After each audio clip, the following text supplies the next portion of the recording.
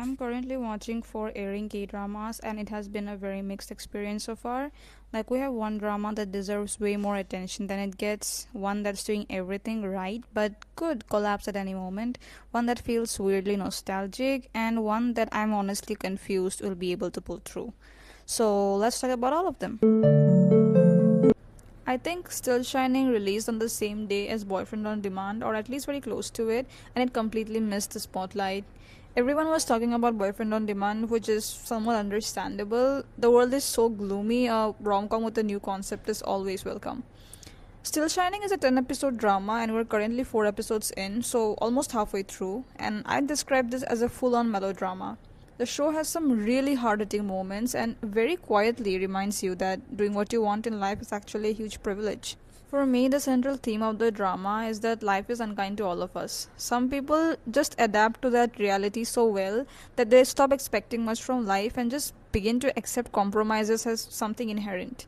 Initially, I was worried that this drama would turn into one of those ones where the couple breaks up because of some stupid misunderstanding. Thankfully, that's not the direction it has taken and hopefully won't take. Right now, it's more about life happening to them and the two of them simply trying to adapt. The drama feels very much like a slice of life melodrama. Most of the time, it's just mundane things happening, nothing extremely dramatic or out of the blue. And then suddenly, out of nowhere, the show hits you with something unexpectedly sweet or profound. The pacing was quite slow in the beginning, but it has definitely improved over the last 2 episodes. Right now, I won't call it groundbreaking for the genre or anything particularly standout, but come on, we're only 4 episodes in. I'm hopeful it will get better because the drama clearly has a lot to work with and a lot of room to experiment. And honestly, you can already tell from some of the dialogues that this drama is going to start trends. Just look at this line: Namsan can be seen from anywhere in Seoul. From today on, I'll call you Namsan. I can already imagine couples in Seoul filming videos of each other with Namsan Tower in the background while using this audio. I don't know if it has already started happening, but I can absolutely see it happening. I mean, I do it too. A lot of viewers are also upset because they feel like the male lead doesn't have a spine and can't understand why he's just helplessly waiting for the female lead. But honestly, I do get it. This helplessness makes sense for his character. She's the one part of his life that feels like it truly belongs to him, the one thing that makes him feel alive. He values her for who she is and for everything she has done for him.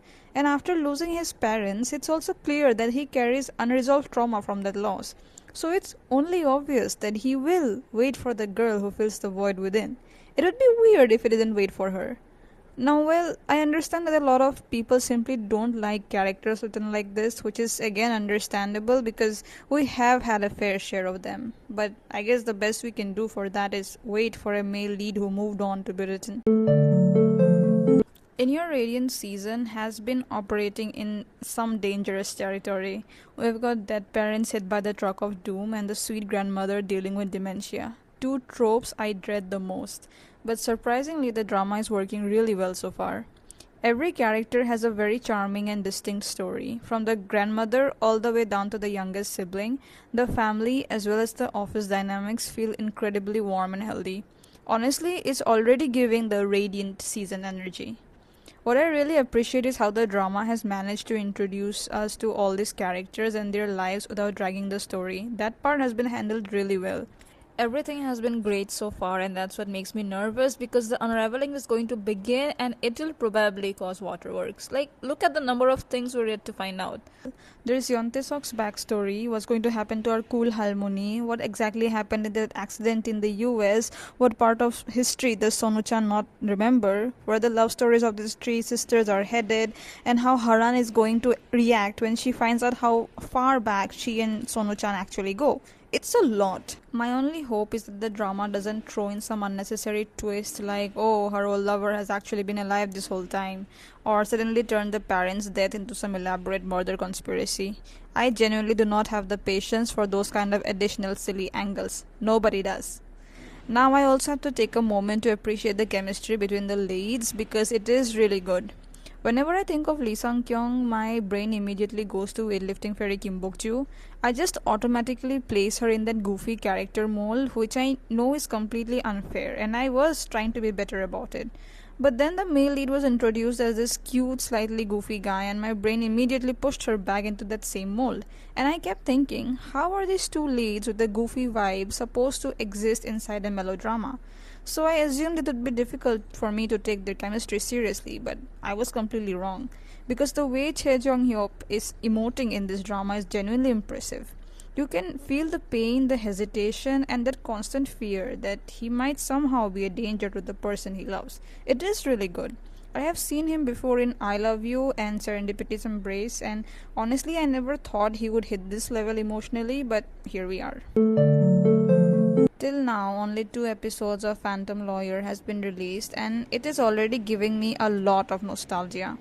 First, it has 16 episodes. I genuinely thought those were a thing of the past. The last drama I watched that had 16 episodes was When Life Gives You Tangerines, and that was almost a year ago. And honestly, I'm actually glad that the industry has been moving away from the 16 episode format. A lot of plots simply don't need that many episodes. When dramas stretch that long, they often start dragging old conflicts or introducing completely random tropes just to fill time. With shorter formats, the chances of that happening are much lower. The second reason this drama feels nostalgic is the structure of the plot. It's been a while since I watched episodic dramas where each episode focuses on a different case or a story. The last drama of this kind I watched was The Trauma Code, which was also a year back. Finally, the last hit of nostalgia comes from the plot of the drama that features a protagonist who can see ghosts. Now, this particular element doesn't excite me as much because ghost seeing working professional is a very, very old trope, and unless the show builds a very specific niche around it, it can end up feeling extremely generic. If the premise is simply you see random ghosts and you solve random cases, that's just not very compelling anymore. For example, Oh My Ghost Clients worked much better with a similar idea because it focused specifically on labor law cases and had a lot of comic moments. The comedic side of Phantom Lawyer unfortunately doesn't look like it's going to be a major strength, and I'm almost certain that a few episodes down the line, we're gonna get some big mystery surrounding Shin Irang's father. If the drama maintains this current momentum, I wouldn't necessarily recommend it to seasoned K-drama viewers. This kind of plot has been done so many times that the formula is almost perfected, and Phantom Lawyer is still far from that level. In episodes 1 and 2, the courtroom scenes were very less, and the lawyer just kept playing detective, and I hate this part a lot, Journalists, prosecutors, attorneys, basically any person doing what cops should do. Most dramas usually compensate for this with at least some amount of courtroom stuff going on, but Phantom Lawyer just missed it entirely in the first 2 episodes at least. I mean, if this carries on, maybe they should consider changing the name of the drama to Investigator Irang or something. I also genuinely don't understand the creative decision to give Yeon Suk tomato red chicks every time he gets possessed. Like, there is absolutely zero appeal in that visual choice. But hey, it has 16 episodes. That's plenty of time for it to redeem itself. The fourth drama I'm watching is Siren's Kiss, and we're already 6 episodes in. I had pretty high expectations for this one, but right now I'm worried that it might completely miss the point. A lot of thriller dramas carry this constant air of tension, gloom, or mystery, but this drama is carrying none of that. So far, it has been slow without really evoking curiosity. Recently, the episodes have started ending with a different revelation and a cliffhanger, and yet I am not clutching my seat and doing a countdown to the release of the next episode. The acting doesn't help either. I know a lot of people who will say that the characters are written to act like this, but I don't agree. Their acting is not so impactful. A lot of scenes involve characters just staring at each other, which is supposed to add additional layers to the drama, I guess, like, oh, the eyes are doing the talking, but it doesn't work out so well in my opinion. There are also several scenes that run much longer than they should. I assume those moments too were meant to add depth, but they end up feeling unnecessarily stretched. Also, credit where credit is due, the story is written very well. The core case is actually very interesting, and you just can't seem to form an opinion about Hansola.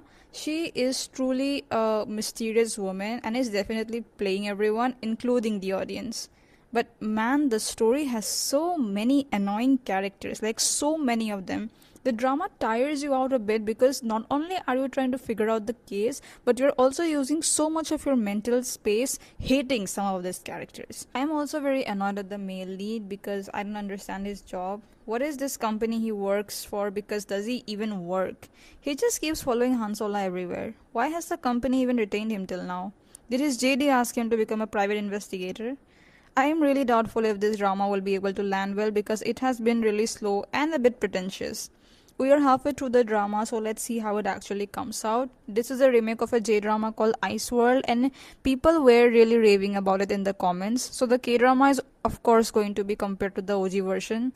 So let's just hope it doesn't get too brutal for them. So yeah, that's where I stand right now. Some hope, some disappointment, and a bit of emotional damage in between. Let's see which of these dramas actually stick the landing because right now it could go either way. If you like this kind of content, do make sure to like and subscribe. I will be doing full reviews of these dramas once they are completed, so stay tuned.